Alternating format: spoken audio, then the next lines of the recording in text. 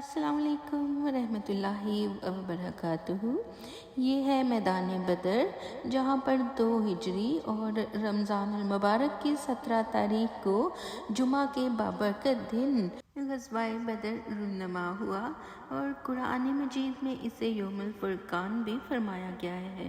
اس جنگ میں مسلمانوں کی تعداد 313 تھی، جن کے پاس صرف 2 گھوڑے، 70 اونٹ، 6 زرہیں یعنی کہ لوہے کا جنگی لباس اور 8 تلواریں تھیں، اور ان کے مقابلے میں لشکر کفار میں 1000 افراد پر مشتمل تھے، وہ جن کے پاس 100 گھوڑے، 700 اونٹ اور کثیر آلات حرب تھے۔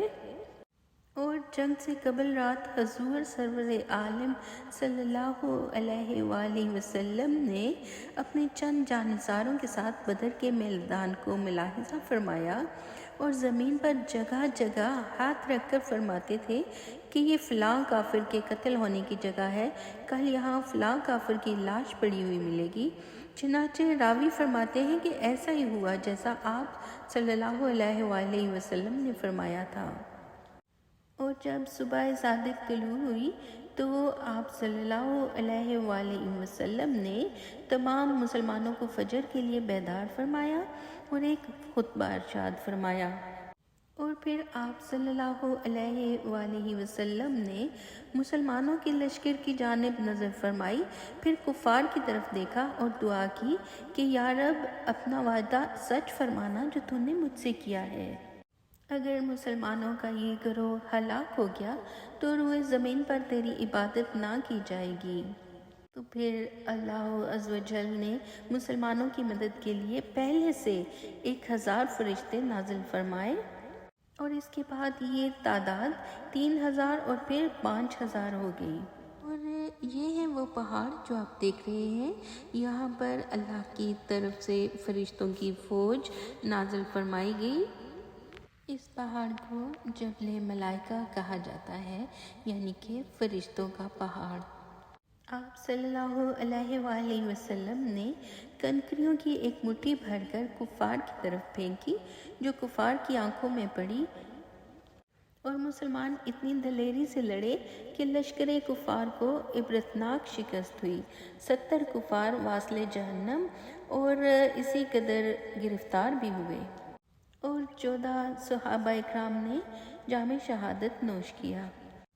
اور ان صحابہ کرام کے اسماء مبارک یہاں پر درج ہیں، یہ جیسا کہ آپ دیکھ سکتے ہیں، یہ سب نام یہاں پر لکھے ہوئے ہیں جنہوں نے غزوہ بدر میں جام شہادت نوش فرمایا۔ غزوہ بدر میں مسلمان بظاہر بے سر و سامان تھے اور تعداد میں بھی کم تھے، مگر ایمان و اخلاص کی دولت سے مالا مال تھے۔ ان کے دلوں میں پیارے آقا صلی اللہ علیہ وآلہ وسلم کے عشق و محبت اور جذبہ اطاعت سے لبریز تھے، اور اللہ عز و جل کی مدد سے پیارے آقا صلی اللہ علیہ وآلہ وسلم کی دعائیں شامل حال تھیں۔ یہی وہ اسباب تھے جنہوں نے اس معرکے کو یادگار اور قیامت تک کے مسلمانوں کے لیے مشعل راہ بنا دیا۔ اللہ عز و جل ہمیں بھی اپنے پیارے حبیب صلی اللہ تعالیٰ علیہ وآلہ وسلم کی محبت اور اطاعت کا جذبہ عطا فرمائے، آمین ثم آمین۔ اور یہ وہ جگہ آپ دیکھ رہے ہیں جہاں پر ابو جہل کو جہنم رسید کیا گیا، اور کہتے ہیں کہ باقی کفار کی لاشیں جو ہیں وہ بھی اس کنویں میں پھینکی گئیں۔ یہ ہے بدر کا کنواں، جہاں پہ کفار کی لاشوں کو پھینک کر اوپر پتھر پھینک کر اس کنویں کو بند کر دیا گیا۔ اور یہ ہے میدان بدر میں واقع مسجد عریش، جہاں آپ صلی اللہ علیہ وآلہ وسلم نے جنگ کے دوران نمازیں پڑھائیں، اور یہاں پر صحابہ کرام نے خیمے بھی لگائے۔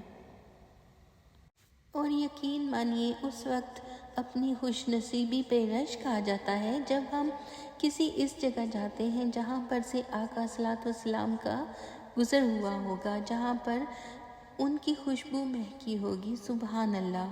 اللہ پاک آپ سب کو اور مجھے یہ پیاری پیاری سی بابرکت زیارات بار بار دیکھنے کی عادت عطا فرمائے، آمین ثم آمین۔ اور دعاؤں میں ہمیشہ کی طرح مجھے یاد رکھیے گا اور اپنا بہت سا خیال رکھیے گا۔ اللہ حافظ۔